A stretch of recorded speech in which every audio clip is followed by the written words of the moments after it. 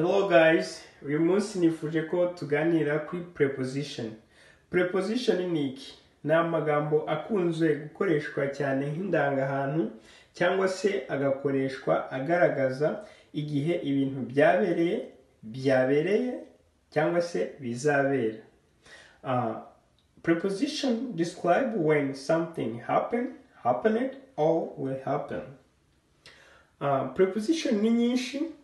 Harimo at, for, to, of, with, by, in, on, about, up, down, between, above, after, over, under, below, behind, front, etc. N'izindi nyinshi cyane. Preposition ni nyinshi ariko uyu munsi nahisemo ko tuvuga kuri izi eshatu: at, on, and in. Kubera ko arizo zikunzwe gukoreshwa cyane. Kaduhere kuri preposition at. At ikoreshwa igihe ushaka kuvuga ahantu hari very specific place. Urugero harimo at school, at McDonald's, at university, at work, at reception, at church, at police station, at the office. Byaba byiza aya magambo uyafashe mu mutwe ukamenya ko uramutse ugiye kuvuga rimwe muri aya magambo ushobora gukoresha preposition at. Preposition at ishobora gukoreshwa tena igihe ugiye kuvuga amasaha. Iyo ugiye kuvuga amasaha ukoresha preposition at. Urugero at 10 a.m., at 8 o'clock, at 4 p.m., at midnight, at 7:15. Igihe ugiye kuvuga amasaha mu myandikire cyangwa se mu mivugire uri kuganira n'umuntu ukoresha preposition at iyo ugiye kuvuga ku masaha. Urugero hano: we arrived home at 8 o'clock. I get up at 10:15.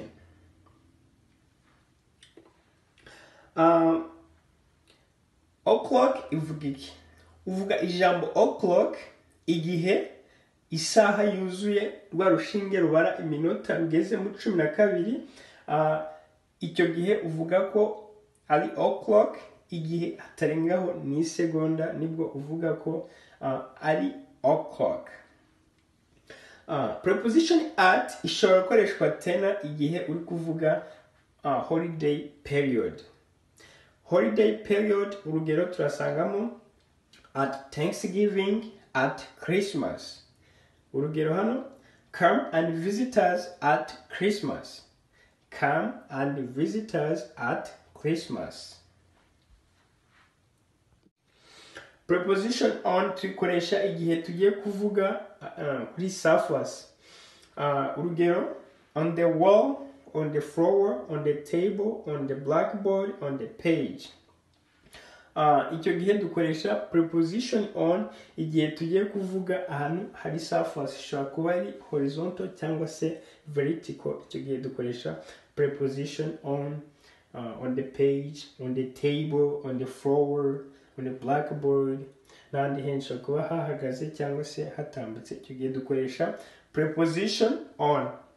Preposition on nabwo ishobora gukoreshwa ku kintu kiri attached to something.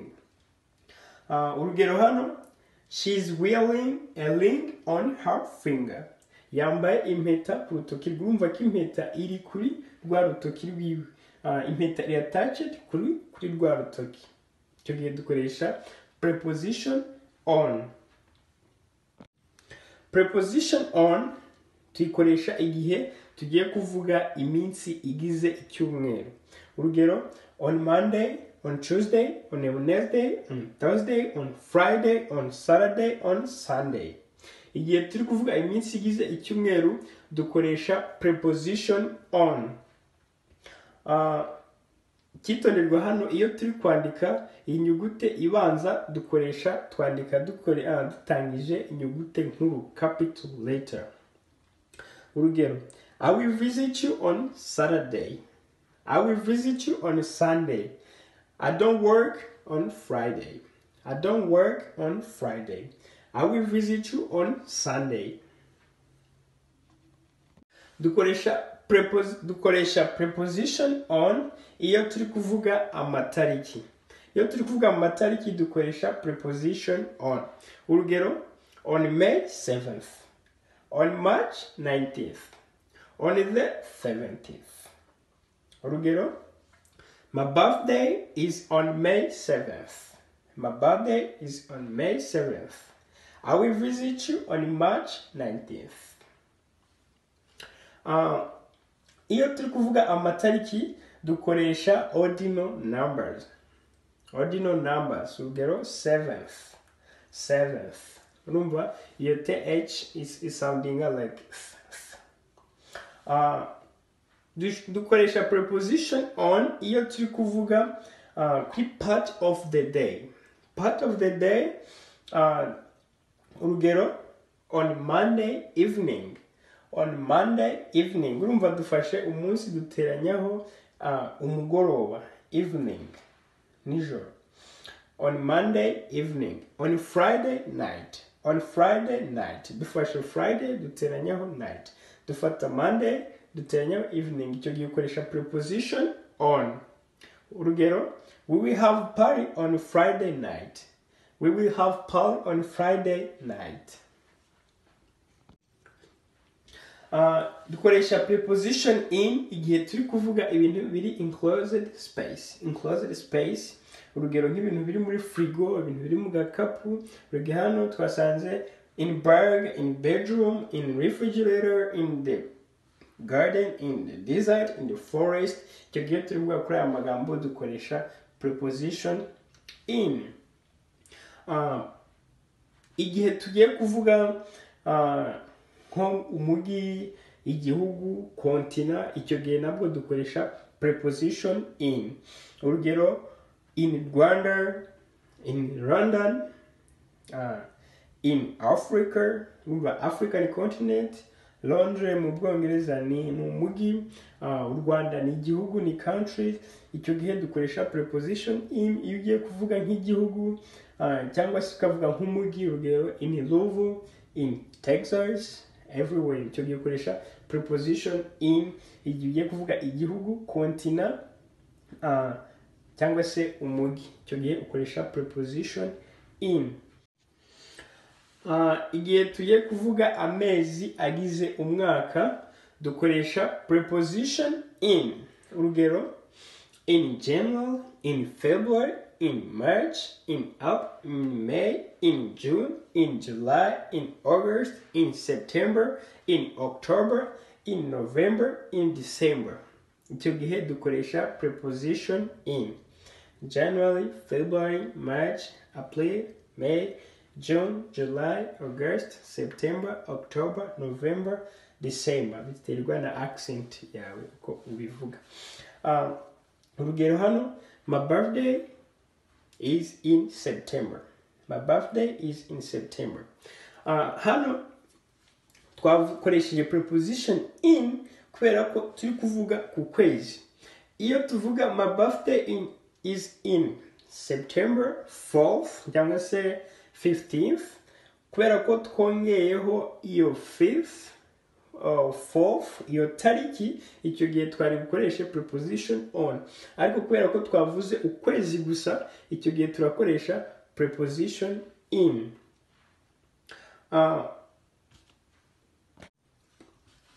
Urugero hano, Rwanda National Day is in July. Rwanda National Day is in July. Cyangwa se tukavuga Rwanda National Day is on July 4th. On July 4th. Umva dukoresheje on kubera ko twongeyeho iyi 4th, iyi tariki. Kubera ko twongeyeho iyi tariki dukoresheje on, naho iyo tuvuze July gusa icyo gihe dukoresha in. Urumva ahari itandukaniro nuko dukoresheje twongeyeho amatariki hamwe, kandi twabonye ko iyo turi kuvuga amatariki dukoresha preposition on. Mu gihe turi kuvuga amezi dukoresha preposition in. Iyo tugiye kuvuga umwaka cyangwa se imyaka nabwo dukoresha preposition in. urugero in 2019, in 2020, in 1962. Iyo turi kuvuga imyaka dukoresha preposition in. Urugero, the treaty was signed in 1962. 1962. Iyo turi kuvuga imyaka dukoresha preposition in. Amasezerano yasinywe mu 1962.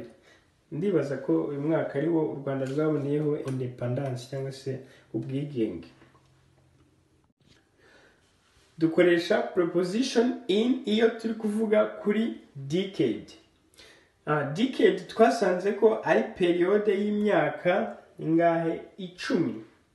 Urugero in the 60s, in the 40s, in 20s. Iyo turi kuvuga decade dukoresha preposition in. Urugero, the music was great in the 60s. The music was great in the 60s. Preposition in tuyikoresha tena iyo turi kuvuga kuri century. Century ni periode y'imyaka 100. Century. Urugero, in 16th century, in the 21st century. Urugero, we are living in the 21st century.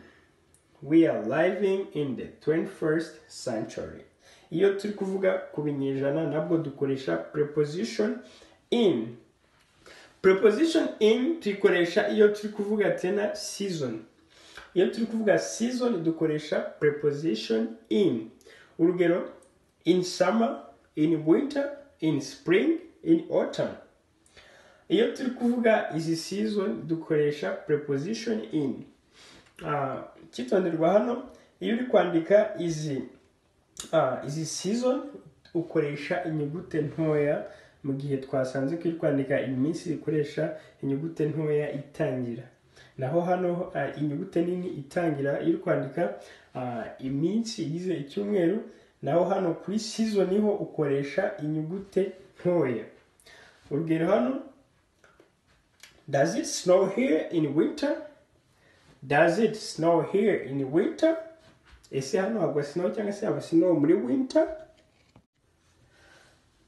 Weekend. Weekend, iyo ugiye kuvuga weekend ukoresha preposition. Abanyamerika bakoresha preposition on, abongereza bakoresha preposition at. Urugero, on the weekend, at the weekend. Ushobora gukoresha iyo wumva ikoroheye hano bitewe n'ibyo wifuza iyo ugiye kuvuga ngo muri weekend. Ushobora kuvuga on the weekend cyangwa se ukavuga at the weekend. Abongereza bakoresha at, abanyamerika bagakoresha on. Wowe wahitamo ikunogeye. Preposition in tuyikoresha iyo turi kuvuga period of time.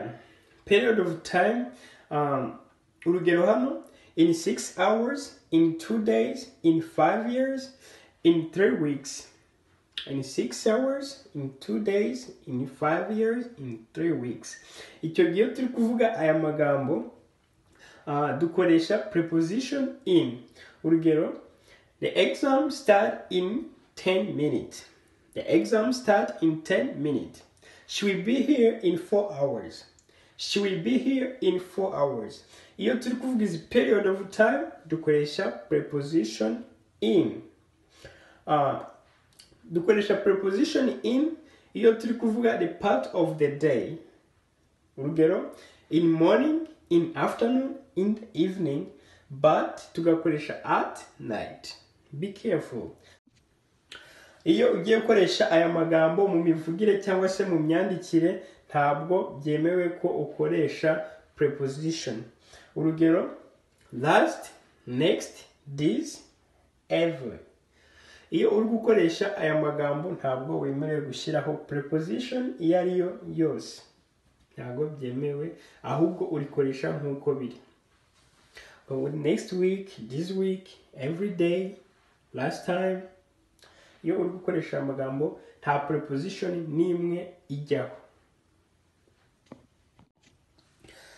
murumva ko gukoresha preposition ari ibintu byoroshye. Ndizera ko ubu ngubu tugiye kujya dukoresha preposition neza. Igihe ugiye kuvuga at ukamenya ko ari specific place, igihe ugiye kuvuga amasaha ukamenya kuri bukoreshe preposition at, igihe ugiye kuvuga kuri holiday ukamenya kuri bukoreshe preposition at, ukamenya ko igihe ugiye kuvuga suffers ukoresha preposition on, bagiye kuvuga ku minsi ugakoresha preposition on, ku matariki ugakoresha preposition on, kuri part of the day ugakoresha preposition on. Urugero hano twatanze Monday morning, icyo gihe ukoresha preposition on ko twafashe umunsi twongeraho iyo part of the day.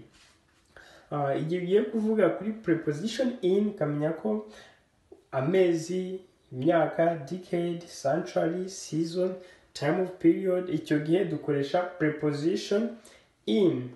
Tukamenya ko hari amagambo atemewe kujyaho preposition, ahubwo uyavuga nk'uko biri cyangwa se ukayandika nk'uko biri.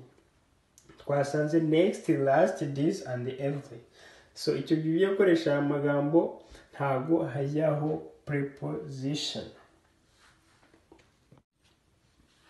Thank you so much guys. I hope you enjoyed the video. Make sure you subscribe, put comment in section down below, share, like. Ciao ciao.